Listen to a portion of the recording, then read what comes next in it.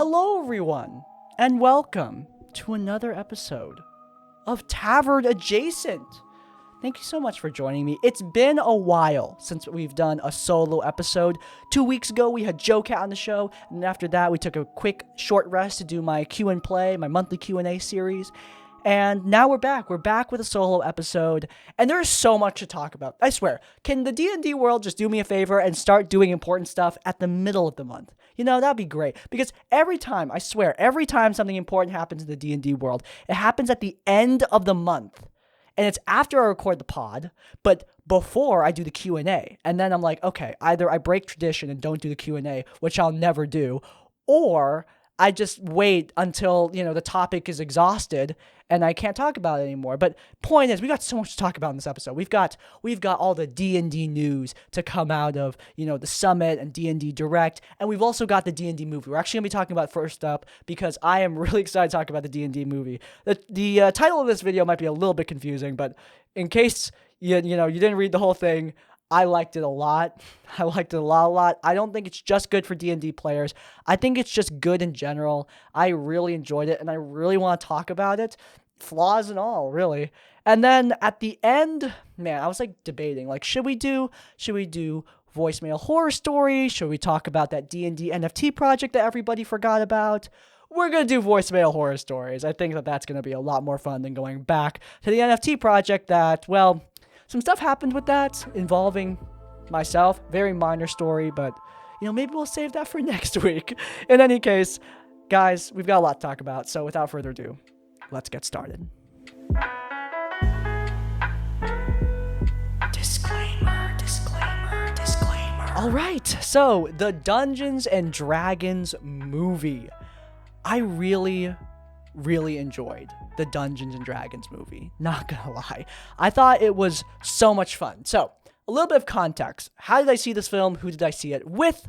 I actually got informed by a local marketing agency who was doing work with Paramount and the D&D movie that had they known that I lived here, I was speaking to them in a separate context outside of Dungeons and Dragons and not as Crispy's Tavern, as my IRL self. I was talking to them and, I told them about my work and they were like, oh yeah, we didn't know you as Crispy, we didn't know you lived here in this state. Had we known that, we would have invited you to an early screening. I'm like, yeah, thanks for letting me know, guys. Really appreciate that. But seriously, it's all good. I'm not mad about that at all.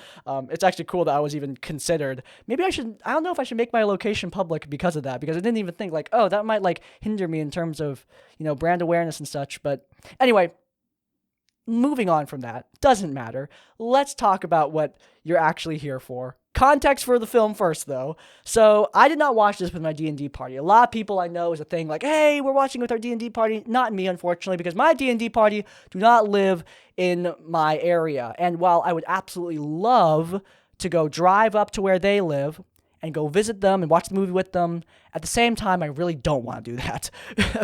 Because, look, I love my friends, guys. I know they're my best mates, but unfortunately, they live in a spot that I am not a huge fan of, and the drive is long. So even though I love my friends, there are limits to my affection, and that's one of them. So anyway, they saw the film without me, and totally cool. Immediately after, they went to play Dungeons and Dragons with me, and that was one of the best sessions we've ever done. It was incredible. They were so hyped up. They were so excited to play D&D. And I wondered if the movie had anything to do with that. If the movie affected their mood somehow and got them more hyped to play the game. Because that was, again, legit one of the best sessions I've ever done in my life.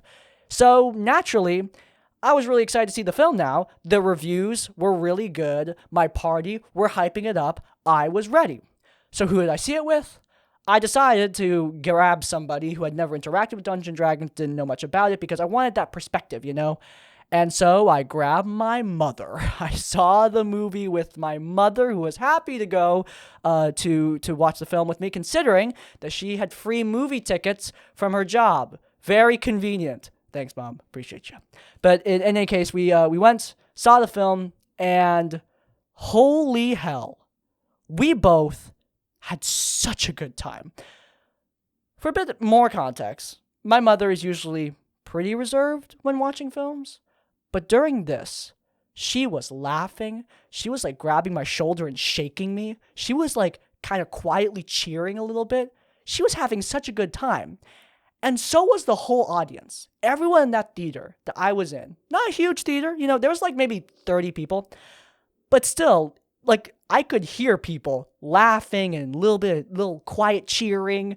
And it was great. Like the atmosphere was so good because the movie was so fun. So, all right, finally, what did I actually think? I thought this film, in case you can't tell already, I really, really enjoyed it. I think that there are a lot of flaws that normally I would talk about to an extensive degree. Like, I would tear into a lot of movies over some of the flaws that this movie had. There were some underdeveloped characters. There were plot lines I felt like didn't need to be included. A little bit too much meandering. There were some really dicey special effects at times. I think the final battle, which is something that I criticized in a lot of films, I thought the final battle was kind of underwhelming, especially for a Dungeons and Dragons thing. But, I say all those criticisms, and I'm kind of cringing at myself. Because I don't really care. That's kind of different for me. Like usually, again, like I said, I would be talking about these things extensively and being like, yeah, these are important things and these are knocking the movie down. But like, I don't really care about any of that stuff because the characters are so fun. The story itself is nice and simple and charming. The fantasy world that they're playing in, the Forgotten Realms, I don't know if it's perfectly one-to-one recreated, because I don't know much about the Forgotten Realms, full disclosure, but I think it worked really, really well as a simple fantasy world. And man, it just feels like everybody who was working on this film, cast, crew, and all, really put their backbone into it. And obviously that's the case for every film that I think, I got family who work in the film industry, and I know that people put their heart and soul, blood and sweat, a lot of times literally, into filmmaking. But here, it feels like not only was it a work of blood and sweat, but it's also a product of genuine enjoyment. Obviously, like, I can't know that. I'm not reading the minds of, like, Chris Pine or the director, but damn, there's so much charisma, first and foremost, packed into these characters. I mean, you've got your bard, you got Edgin, you got Holga, you got Zank the Paladin, who we'll talk about probably in spoilers. We have Doric, and we have Simon. Doric being the druid, Simon being the sorcerer. And again, I'm terrible with names, but I actually remembered most of them, which was surprising to me considering that a lot of these characters got like pretty, minor amount of spotlight. There were a decent amount. There's like there's 4 main party members. There's the 5th, which is Zank the Paladin, who's more of like a DMPC, a little bit of a DMPC. We might talk about him in the full video because he was so great in this movie. You had 2 villains, a main villain who was a wizard and a secondary villain who was like a noble baron type, and a ton of monsters with some side characters sprinkled in between. And even though, again, with all these characters, I felt like some didn't get enough spotlight. I thought there were some plot lines that I thought were interestingly chosen. There is a romance in this movie that, it's like a side thing. It's a very, very side thing, but so much of a side thing, it's to the point where I'm just like, could we have saved this for another film, or could we have cut it entirely and focused on something else? Maybe that would have been better.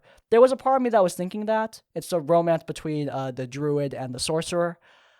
But again, even though that's the case, every actor poured so much charisma into every single character. Even characters that just aren't very charismatic. I mean, obviously, top of the list, you got Chris Pine. Of all the Chris's in the Hollywood universe, you got Evans. You got who's the one from Guardians of the Galaxy? I don't know any. I'm so bad with names. But you've got all the Marvel Chris's. You got the guy who plays Captain America, the guy who plays Thor, Chris Pratt, who plays, every action movie hero these days. Of all of them, after this film, I gotta say, I think Chris Pine might be like my favorite. Maybe. Like, Hemsworth was a great leading man in Thor Ragnarok, but that's really the only time I really loved him as a leading hero. I mean, obviously Evans carried the Captain America role, and he's great in a lot of movies. I really like Chris Evans. Chris Pratt, like, he's good as Star-Lord, but again, he's good as Emmett in the Lego movie, but I think a lot of his film endeavors kind of, a lot of them are so-so. He plays a lot of mediocre characters in mediocre films, and obviously the same for all of them. But I think of all the leading men, I think Chris Pine might just be my personal favorite. I mean, I was really disappointed that the new Trek movies, if you're unaware, Chris Pine plays Captain Kirk in New Trek, this J.J. Abrams Star Trek. And I understand why a lot of people aren't huge fans of those movies. I think that they have a lot of flaws themselves. But I think that even though it's very different from the Star Trek that you know or I know or what have you, I thought Chris Pine was great in those films. I thought he played a great version of Kirk. Maybe not necessarily faithful to the original in every way, but he played a very good leading man.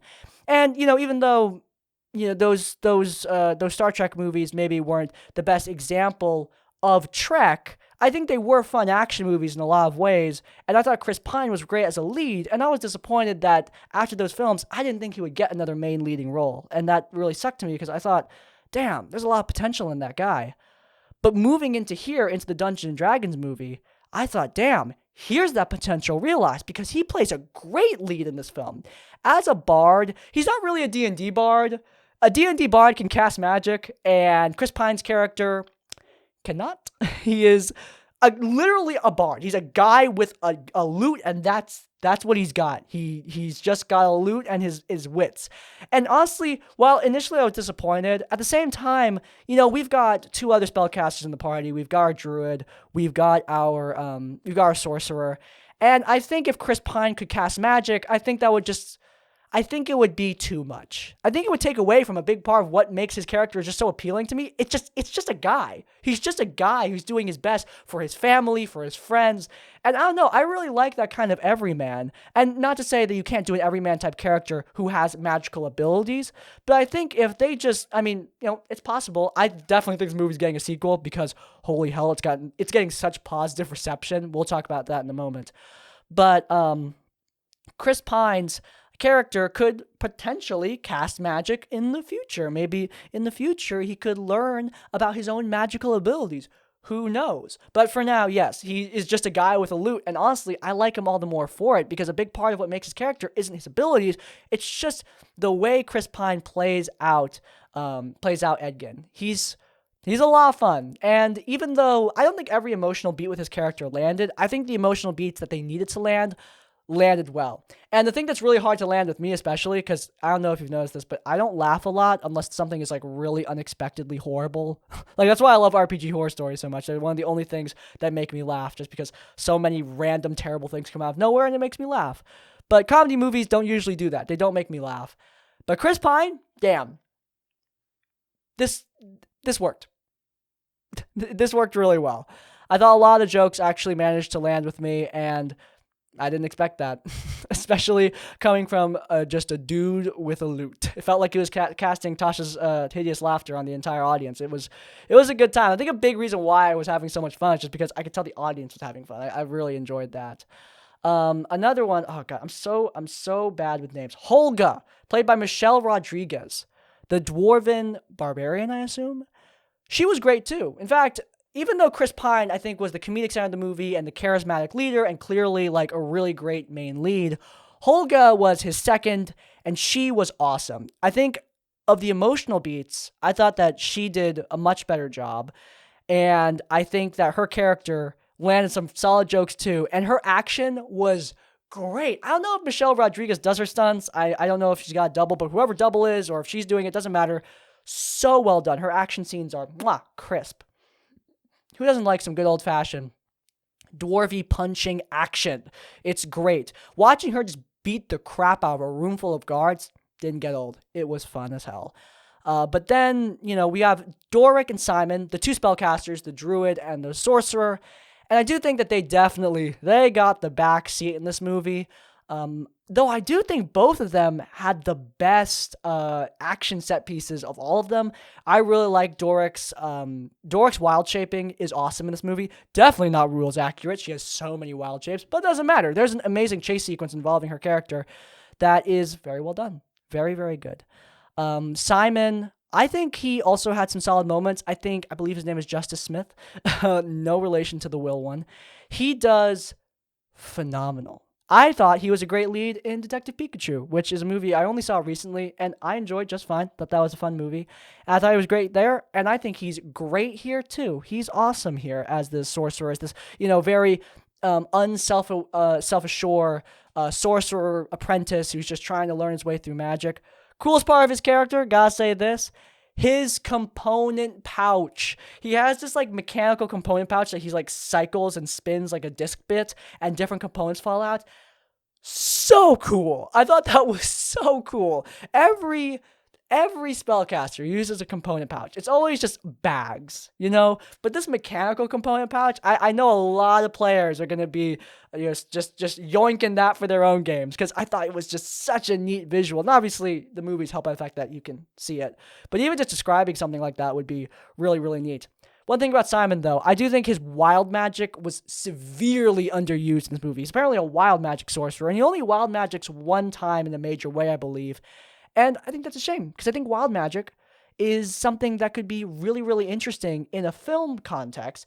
Obviously, wild magic in D&D, some DMs make it sure that it doesn't proc that often, because I know it can get really annoying, but I kind of like the random aspect of it. Like, I like it a lot, and so does my party, which is why sometimes I'll just throw in, like, wild magic potions to get a random effect, because I just want to see what would happen, and especially less serious fights. So, I was kind of disappointed to see that wild magic didn't proc that much in this film, but at the same time, I thought the one time it did happen was really neat, and I thought Simon in general was a fun character who got some really cool spellcasting moments. As for the baddies, we have a wizard character whose name I can't remember for the life of me, and an NPC Baron Rogue type. Both are great. The Baron guy named Forge, he's our twist. He's our twist villain in this film, and he is, twist villain. But he is great. I thought that he was a really fun, over-the-top, like, super haughty, up-his-own-ass villain. One of my favorite types to play as a dungeon master. I know a lot of DMs play that kind of character just because they're so easy to hate, and they're really fun to perform as. And then on the opposite end of that, you have this very quiet wizard character, a red wizard of Thay, who I thought was very cool in this film as well. She's played by someone from Shadow and Bone, whose name escapes me like all other names in my life. Oh my god, Daisy Head, who plays Sophina, the Red Wizard of Thay, or Red Witch of Thay. I don't know, but yeah, she does so well in Shadow and Bone, the television show on Netflix. Great show, you should check it out. But also does really well here as a straight up villain. Loved her in this. Kind of a shame that I'm pretty sure she's dead. I think she got ultra deaded. So probably for the best, but at the same time, thought it was really neat having her as a villain in this movie. I thought she was a lot of fun. Now, at the end here, we gotta talk about Zank. Zank is played by one of the main love interests of Bridgerton, and seeing him as this ultra, there's no other way to describe him. Okay, I'm gonna say something that might come off as really dorky, but this ultra Chad paladin was incredible. Zank is essentially a DMPC in this film, at least if I were to think about what role he plays, or maybe a guest player character. He's essentially a very powerful character that pops up in the middle of the adventure, helps them out with one objective, and then pieces out. And that was really sad to see him go, because he was so good. If they do a sequel, and they're probably going to do a sequel, bring Zank back, please. He was so good in this film. His fight scene was a lot of fun, though I think it wasn't helped by the fact that there was no blood. It wasn't like a little blood, no blood at all, which I thought was kind of weird. Like watching, it doesn't help that I was just watching House of the Dragon, and obviously in that show there's gonna be tons of blood. And I understand PG-13, there's only so much you can do, but I mean just like a little bit, because it's really weird to see him like slash a guy like clean through and just no blood. But yeah, Zank was so much fun. I will say one thing. Speaking about Zank, and this is something that I want to say, because before this movie came out, there were so many clickbait bullshit articles and videos about how this movie isn't masculine or isn't going to be masculine enough. And I'm just like, what are you talking about? Zank is one of the most incredibly masculine figures I've ever seen in just a film in general. Like, he's so much fun as like a big macho man character. Like, when people are saying, oh my god, there's no masculinity in this movie. The men aren't masculine. What are you talking about? Zank is in this movie. It was crazy to me when I saw all that after the film had come out. I was like, damn, they were smoking something different. They were on some different crap, man. Insane. I thought these characters all worked really, really well, and they're really the heart of this film. The action all is very well, very, very well done too. It's not D&D-esque in the way like, oh, you can tell when whose turn is and analyze the rules. No, it's very much like Legend of Vox Machina. Toss the rules out and just make a good fight scene. Frankly, thank God. Thank God. That's one thing that I loved about this movie. It focused on appealing to fans of the game a lot, but not so much that it hurt the movie itself. I can't come up with an example recently. Star Wars, Rise of Skywalker. Star Wars The Rise of Skywalker did so much like crappy fan service that it bogged down the whole flick. It bogged down the whole flick and it just didn't work. I couldn't think of an example until I thought of that. An example of a flick that doesn't do that, maybe not a flick, but television show, is Castlevania. Castlevania, the animated series, is not very, it's not very game accurate. It very loosely adapts the story of the game, but there's a lot of Easter eggs that are adapted that I think work really well. Character names are lifted over. There's a lot of fun, like monsters carried over too. And I thought that it worked really well here as they took the same method. You know, it is referential to D&D, but it's not so tied to D&D that it hurts the film itself. Like, none of the film's flaws happened because they were so obsessed with being D&D accurate. They just cared about making a good movie. This is what I said before the movie came out. Focus on making a good movie first. Don't focus on making a D&D movie. Focus on making a good movie. You know, same thing goes for anything, right? Especially given the nature of what D&D is. D&D being such an open experience where you can experience it in so many different ways. Like, a lot of people don't even play in Forgotten Realms.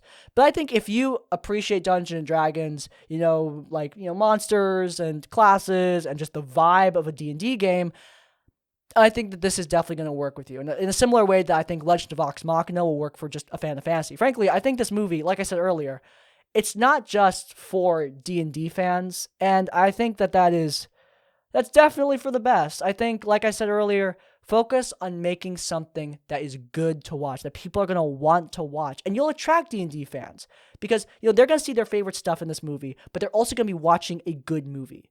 And thank God that's what they did. I thought that this was going to be a mess. I thought it was going to be a mess of crappy fan service and a bunch of nonsense with a plot that, was so-so and characters that I didn't care about. But that wasn't the case. Again, there are plenty of flaws I can point out in this movie, but they don't really matter to me. Because when I came out of the theater, I had a big grin on my face, and I just sat down on my couch, back at my place, and went, all I want to do now is play Dungeons and Dragons. That's what I want now, more than anything. Like, I'm shaking. Like I'm itching to play. And thank God I had a session the next day with my friends. But man, it just got me really hyped up. I can now tell why that session that my friends had, not my other friends, my friends that I played that one amazing session with, I can tell why that worked so well. Because they played that immediately after watching the movie. I can tell why they were so hyped up. They saw this film and it reignites that passion. It's a type of fantasy that we don't get. So much fantasy these days. And I'm not saying this is a bad thing. I like dark fantasy too, but so much fantasy is either dark fantasy or it's really dorky fantasy and doesn't work. This teeters the line between ridiculous and stupid perfectly. It's ridiculous. The D&D movie is ridiculous. But who cares? It was fun. And that's what really, truly mattered. I really recommend this film, guys. Go see it with your party if you can. I think that's probably the best way to see it. My friends clearly had a good time seeing it together, even if I wasn't there. I had a lot of fun seeing it with my parent. And I recommend it to anyone who is just into D&D, into TTRPGs, or just into fantasy. I thought that this worked really well, and I am looking forward to whatever comes next in this D&D multimedia multiverse. Honestly, I didn't have high hopes. But this first swing into expanding D&D into other mediums, you gotta hit. One hit. Doesn't make a multiverse yet, but I think it's a good first start. A great first start, in fact. I didn't even get to talk about the discourse around this movie, which has been surprisingly positive. Hideo Kojima got 40,000 likes talking about how much he loved this movie. What the hell? Famous game designer Hideo Kojima coming out saying he loves this movie. Reviewers from across YouTube are loving it. It's got crazy great Rotten Tomato scores. The aggregate on IMDb is pretty crazy high. If you want a rating, I'm struggling between a 7 or 8. Like, there are clear flaws that would give it a 7, but I had so much fun, I want to give it an 8. So I'm kind of stuck between those two. I don't know. But overall, I've been talking about this movie long enough. Go see it. I enjoyed it. That's the point. Without further ado, let's talk about D&D, the actual game.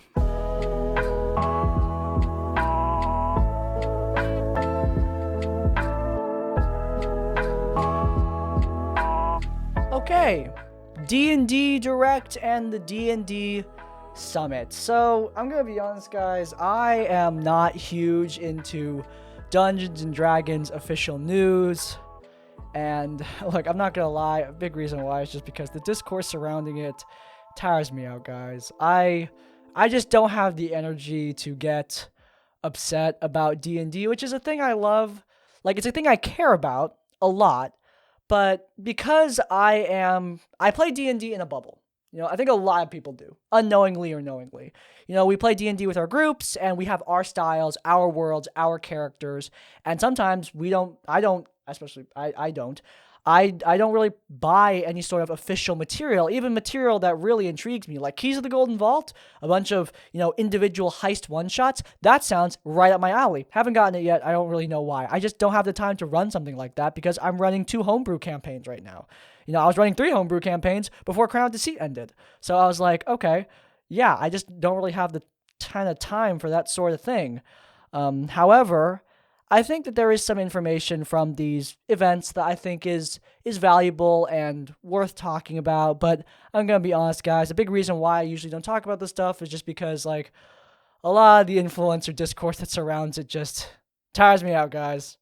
I just don't have the kind of energy to participate. But here, in the bubble of Crispy's Tavern, in the safety of our walls, we will talk about some of the material that was revealed, because some of it does interest me. First up, something that doesn't really interest me is another Minecraft Bedrock Edition pack. Now, let me make this clear. I love Dungeons and Dragons, and I love Minecraft. So you'd think, oh man, Crispy, this would be right up your alley. Well, unfortunately, I love Java Edition of Minecraft, meaning I don't think this particular pack will be available to me. I'm not picking up Bedrock just for this, but I do enjoy Minecraft, so maybe one day I will make a modded Minecraft, how to put Dungeon Dragon stuff into Minecraft video. Like, I want to do that. There's a bunch of Minecraft mods out there where you can replicate aspects of D&D, and I think it really works. But at the same time, yeah, I don't know. Maybe I'll also pick up this Bedrock Edition pack because, I mean, I really enjoy the D&D movie, and I had really low expectations for that, so maybe, you know, maybe I'll really enjoy this pack too. I have really low expectations for that, so hey, might have just as much fun. Who knows? But yeah, that's not really what interests me, surprisingly, even though I am a person who loves Minecraft and loves D&D. There was some information about the virtual tabletop.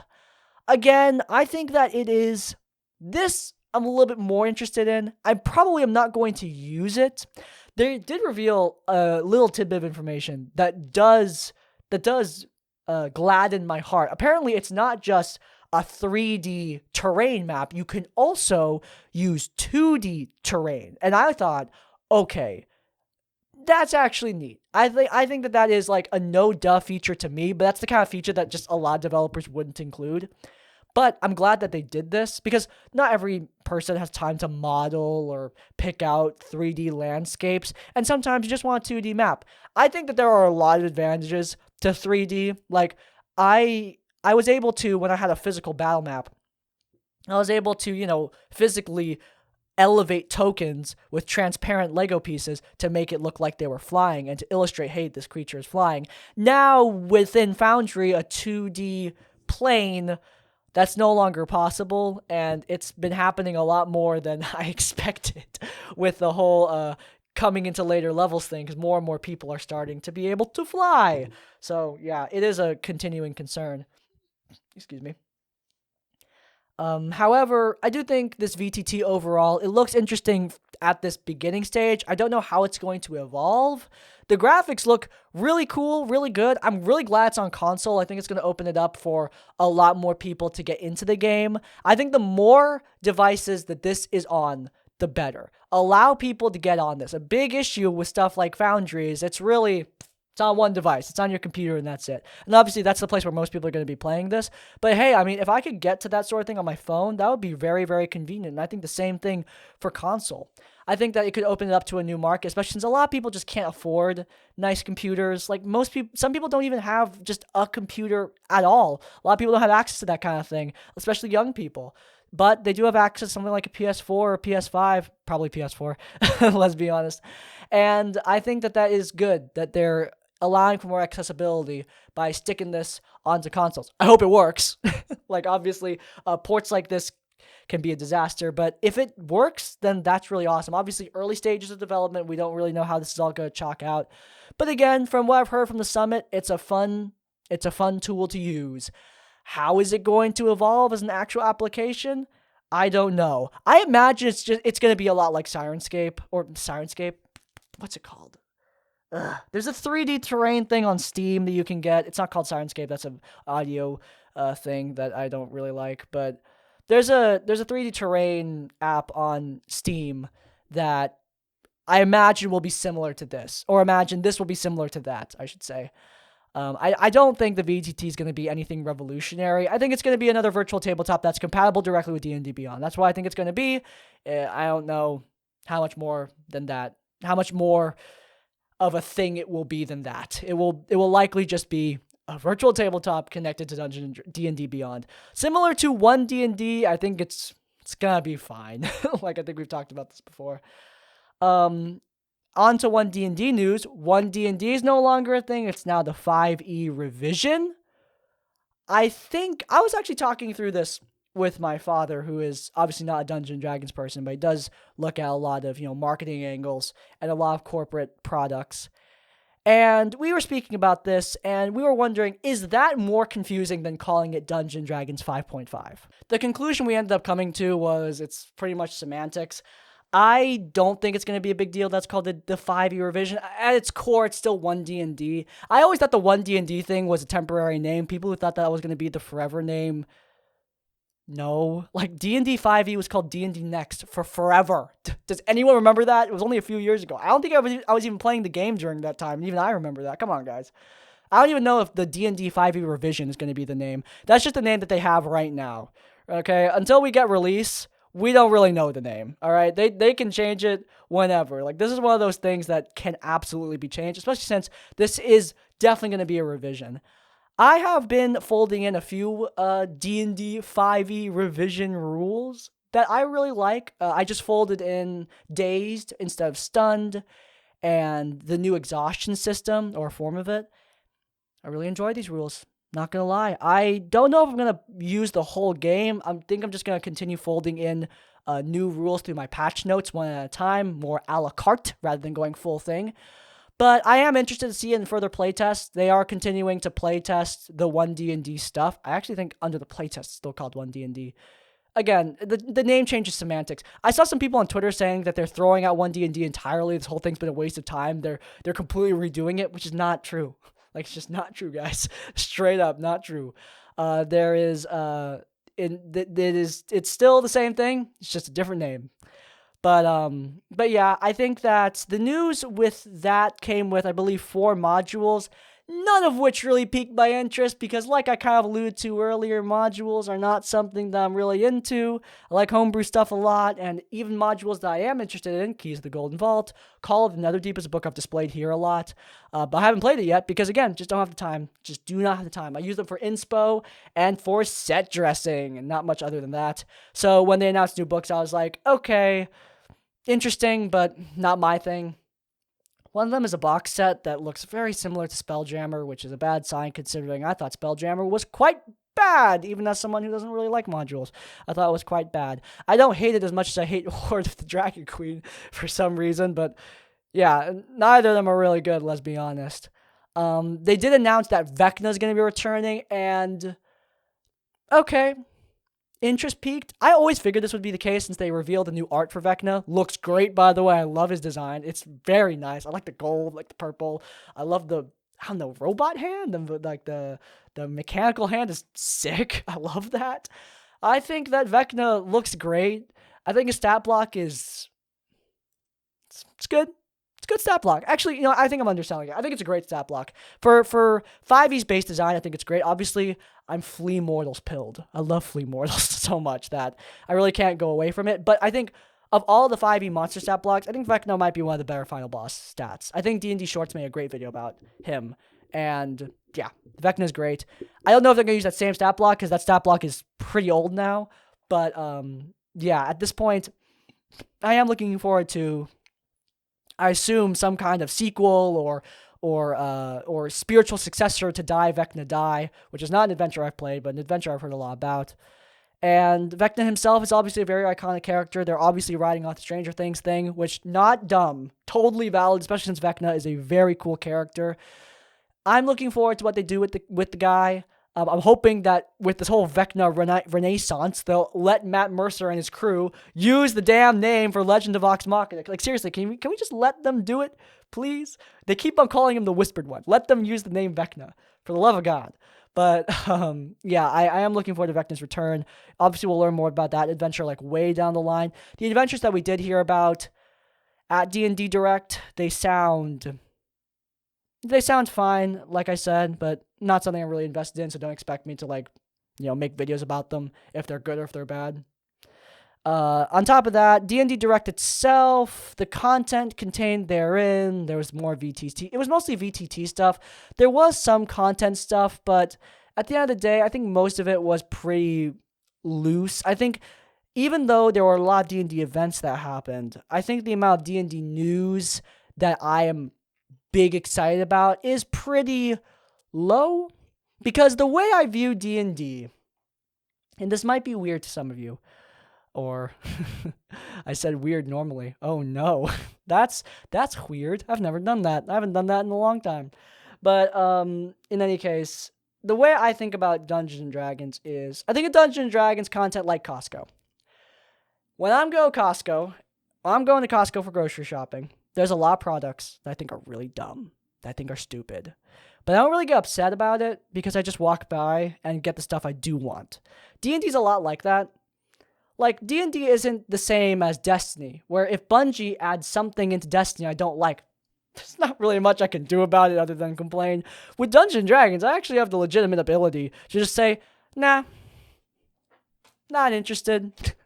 Like, there are one D&D rules that I just not interested. I like clerics getting their domain at first level. But there are other 1D&D rules that I'm like, yes, very interested. New exhaustion system. I love that. I love the new class categories and the passives that they all get. That's obviously like a big picture change I'm going to add into my game way later, but I really like that change. I'm a big fan of dazed instead of stunned. I think roll 20. No, that's the VTT I don't use. XP to level 3 did a great video about stunned and why it sucks and why he likes dazed. Great video. Recommend it. But yeah, I think of D&D more like that, and therefore, just like when I'm shopping at Costco, I don't really get really angry, but I also usually don't get super hyped. I see something I like, and I'm like, oh, that's cool. Might pick it up. Might not. Who knows? I think of it a lot like that.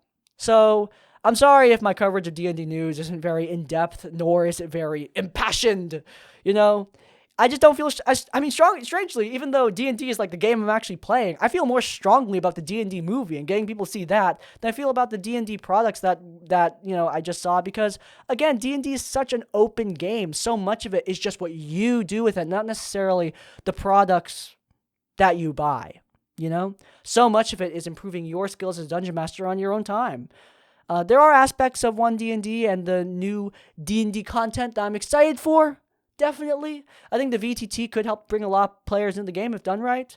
And I think it could be an interesting tool. But again, it's just a tool that I may or may not use. So, yeah. Sorry if my coverage is not really impassioned or hateful. Because I just, it just is what it is. That's how I've always felt about this kind of thing. But yeah, there you go. Some interesting content. Some content that is less interesting, and then that's it. That's how it's gonna be with D&D news sometimes. But yeah, with that being said, oh my god, we're running a little bit late. We've been talking for 15 minutes. I only have a few minutes left to do some voicemail. So without further ado, let's hear what you guys have to say.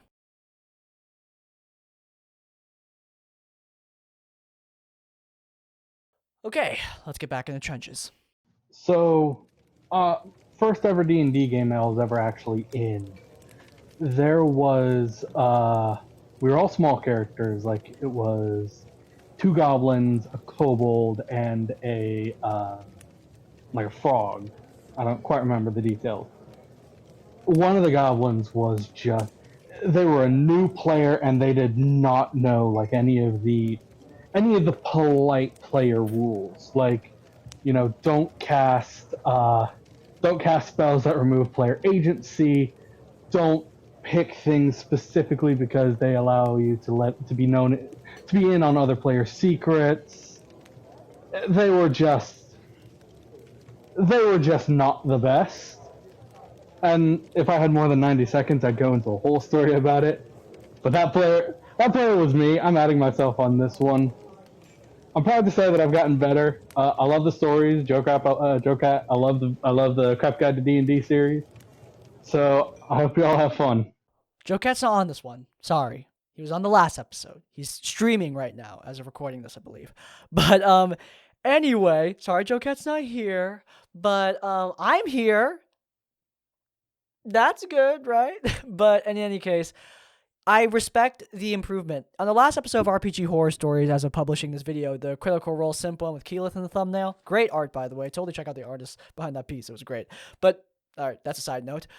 In that video, we talk about forgiveness with problem players and the idea and the fact that we can always choose to be better, which is important. It's always important to remember that you can always choose to be better, but at the same time, it's also important to acknowledge your mistakes and to realize that there are consequences to those mistakes, and sometimes those are consequences they're going to have to endure.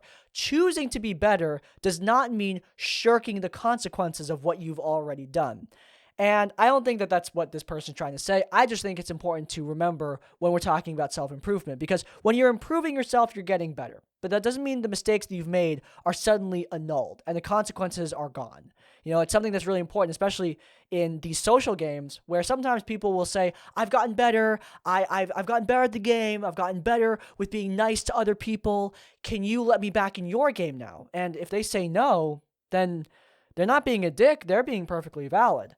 Now, as for this actual story and what this person was talking about, that's obviously not what happened. They seem to have improved, gotten better, and just, improved with time. And that is very natural. We as D&D players, a lot of people start young, and that means you're going to be edgy, you're going to be crappy, sometimes you're going to be very immature. And that's natural, It's natural to be immature when you're young, but eventually you do mature and you learn from those mistakes and you get better. Of course, sometimes you're going to need to endure the consequences, but it doesn't mean you're beyond forgiveness either. It means that you move on and you play games with people who are going to want to play games with you. The mistake that this guy made, prying into other people's knowledge, I don't think that's always 100% bad all the time, but there's time and place, I think that trying to figure out like what the other player, the person you're prying with, what they want, I think that's really important. In Crown of the Sea and Shadow over Karakonos, characters had plenty of secrets. My NPCs had secrets, other player characters had secrets, and there were times where I was like, okay, I don't want this reveal to happen too early, and I kind of conveyed that to the players, and some of the players, they want to convey that to me. Like, I don't want this reveal to happen too early because, obviously we're streaming this game, so we're making a plot for an audience. But at your D&D table, sometimes there's a time and place for a reveal. And being too pokey with your magic or with your magic items, it can be kind of disruptive. It's important to read the room and to get player feedback of your fellow players, I should say, when you are trying to prod into backstory stuff. Because sometimes it can really work. A lot of Critical Role's best moments are backstory reveals that are primed because of some player prodding. But I guarantee there's a lot of out-of-game communication that leads to those moments being so good. If it's done in a way where the other player's not ready, it's going to get awkward, it's going to get weird, and your players are just not going to be ready for it. So yeah, there you go. I think that you didn't make a horrible mistake by any means. I think you did make a mistake, but it seems you've learned from it, and I think that that's awesome. All right, that was brief. Let's listen to our next one. Hello, Crispy. Hello, Joe Cat. Here is my RPG horror story. It happened about a year ago where my former roommate was planning to run Curse of Strahd. Now, he was a very enthusiastic dungeon master, but there were a few red flags. The first one was in the player count. In Curse of Strahd, the module designed around isolation and fear had 12 players. This obviously led to a lot of speaking over each other and arguments and crosstalk, and it was very, very, very hard to stay focused. The next one was the fact that there was a miscommunication and there was enough time for it to be brought back or to be pedaled back. But the DM kept running with it, even though it was a fairly big mistake and something that the player would not have done if given the correct information, which led to that character's death. The replacement character, and also the biggest red flag, was a hamster. A hamster housing the soul of the DM's homebrew god that would turn into a terrifying CR26 monster if we were to ever fight him or if he were to ever actually die. Which happened, and wiped us all out. Matt Mercer played the hamster, I think. So you want a god and a hamster, there you go. But, to take this seriously, holy hell, there's so much there. So first and foremost, too many players. This is something, oh my god. Look, I get some DMs out there, you want everyone to be in your game, you want everyone to experience this. That's great, but holy hell, there is such thing as too many damn people. 12? 12. One of my friends told me he was running for 7, and that stressed me out. 12 is insanity. I don't even think I've seen a Critical Role can get some pretty heavy cast loads, but even on that show, I don't think I've ever seen 12 players at once. That's a lot. And like obviously Critical Role's got casts, they are a show. 12 people at like a pickup game? Ooh, that's a recipe for disaster. I think you bringing up Curse of Strahd specifically, I think is irrelevant considering that 12 people is just so insane. I think any module would buckle under that pressure. But Curse of Strahd especially, you're right, that would be horrible. Because Curse of Strahd is a very fear-based module, and with 12 people, it can become a problem. One problem that a new DM friend of mine is encountering is he has a lot of players. Not 12, but a good number. And recently, 2 of their players played with me. And they have only played with that DM, that new DM, and with me. And when they went to my game and they had a fight, they almost died because it's me. And they were like, Crispy, I've never been that terrified in a D&D game before. And I was like, why? And they were like, well, we have so many people in our game, we just crush anything the DM sends at us. Here, it's like we're almost always dying. It's scary. And I'm like, well, that's interesting. Not necessarily good or bad. You know, it's different styles. But yeah, I think the player amount is definitely a big part of that. Like, I don't know if I could challenge 7 people. Like, I can make a really hard challenge for 3, and I can make a decent challenge for 5. I know that because I've done it. But 7 is, that is rough. Yeah, you definitely, and you're not even running with 7. This guy was running with 12, which I agree, too much. On top of that, though, I didn't understand what you're talking about with the miscommunication thing at first, but I think I got it. So basically, a player character said something, didn't mean to say it, and DM ran with it to the point where that player character died. That is very unfortunate. I'm very bad with my rules when it comes to misspeaking. Like, my general rule is, it's rolled dice. It's a rule that I got from a very big time, amazing Critical Role Campaign 2 clip. Spoilers for Campaign 2 of Critical Role. Skip like a minute, I guess. But Liam O'Brien, playing as Caleb Widowgas, cast Disintegrate on a creature that can reflect spells. He forgot about that. But he had already rolled the damn dice. And he can't take it back. So he rolled with it. He was like, okay, I just have to really hope that he doesn't successfully deflect this spell and kill somebody. And he was terrified. Like, you can see the facial journey of Liam O'Brien in that moment going, oh, crap. If I kill somebody, I'm never going to hear the end of it. If I kill Jester, I'm never going to hear the end of it. And he luckily did not kill Jester. He killed a monster in one of the most epic moments of the campaign. But words are so hard right now. I was trying to find my train of thought. But he had already rolled the dice. He had to go with it. And that's generally the rule I go with. If you roll the dice, even if you miscommunicate, if you roll the dice, your action stays. But if you're just talking, I generally allow take backsies. I try to like stick to that rule though because I want it to be consistent, but sometimes I'm really bad at that. In any case, if he rolled the dice and then he died, like that's on him. He made a physical action to go through with it. But if he was just talking through plans and also the DM didn't properly communicate what was going on, then that's on the DM. I think there's a I'm gonna sound so up my own ass, but there's a Sun Tzu quote where he goes, if the orders are clear, then the fault is with the lieutenant. If the orders are unclear, the fault lies with the commander. I kind of view it like that. Like if what's going on is clear, then the player's being dumb. But if the DM isn't giving proper order, proper scenarios, proper communication, then come on, man, that's on the DM. And the DM taking it so far that the player character dies, I assume because you're saying take it so far, it took a while. So it took like a long time, like time-wise. The fact he said that, yeah, that's really concerning because unfortunately it led to a player character death. And then replacing that player character with a god hamster. I don't know if the player was playing that god hamster or the DM was, but it sounds stupid anyway. A hamster player character could be fun. Pretty sure Matt Mercer did that. I could also just be making that up into my head. Seriously, somebody validate. Matt Mercer played a hamster player character at one point, right? In a D&D game, he did that, right? I'm not crazy? I don't think I'm crazy. I hope I'm not crazy. But doesn't matter. Matt Mercer hamster or not, it's still really silly to put a god in the party and to TPK the party with said god out of some kind of diluted power trip. Really unfortunate that was your experience with the Curse of Strahd. The Curse of Strahd continues. I really hope that one day I can run a good Curse of Strahd game. Right now, it's not really in my purview because I've got two current campaigns. A short campaign I'm doing that's more of like a monster in the streets type thing back in Kerkonos from Shadow over Kerkonos. So good to be back there. And then my third homebrew campaign taking place in Iselheim, the northern continent of my homebrew world. Unfortunately, Strahd being not a part of that. So yeah, it's unfortunate, but the Curse of Strahd does continue, and I am not going to be the man to break it today. Hopefully one of y'all can do it, but yeah, that's it what we got. That's it what we've got. Whew.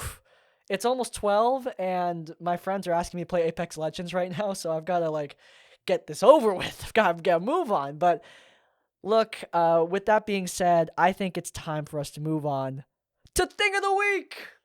Cue the thing.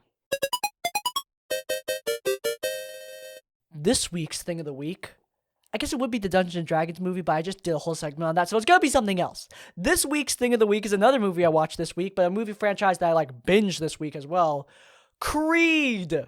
I am a big fan of Michael B. Jordan and Creed. I'm also a big fan of Rocky, of course, who is, of course, the precursor to Creed, the original. I love Rocky, but, you know, I think Rocky 1's great, Rocky 2's great, Rocky 3's great, Rocky 4, I mean, obviously it's got some iconic moments, but I think not as great, and then Rocky 5 is, you know, it exists. But when I didn't think I would be really into whatever comes next to that franchise, suddenly Creed comes out of what feels like nowhere, with Michael B. Jordan playing the son of Apollo, and it's awesome. The first Creed movie is genuinely, I think, incredible. The second Creed movie I don't think is as incredible, but I think is still really damn good. And recently Creed 3 came out, I believe in January, and I just got to see it in my home, and man, that movie is great.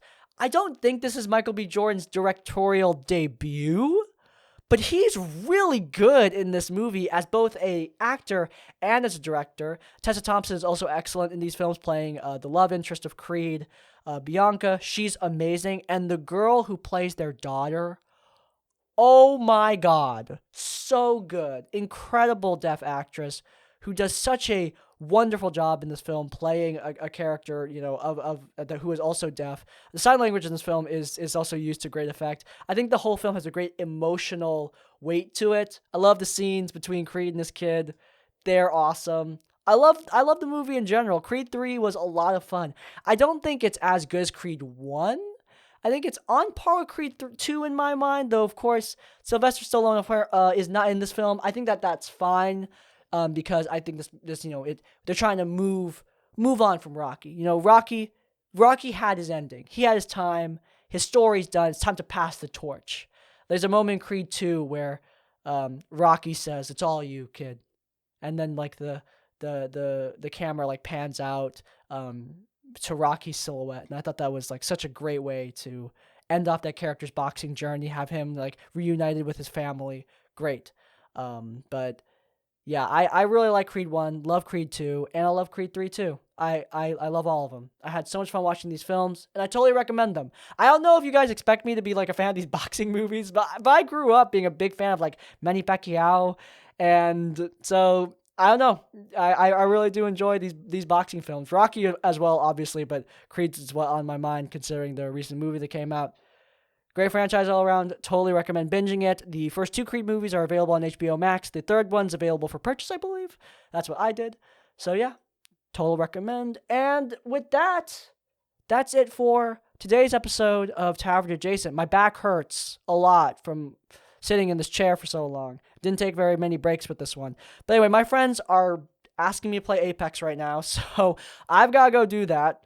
If you guys enjoyed, then please do leave a like. If you want to see more of my content, then you can check out our Tabletop Tavern Tips series. It's currently taking a long rest, but despite that, you can get caught up on it. Lots of D&D advice in that playlist. It's linked in the cards. And while you're there, subscribe to Crispy's Tavern to get more of our content as it comes out. And finally, if you want to leave your own stories and thoughts, go down in the comments down below. If you can't think of a comment, leave the comment. We gotta make a D&D movie reference. Honor Among Thieves to let me know you made it to the end of the video. And that's like, comment, subscribe. I'll see you all next time. Farewell.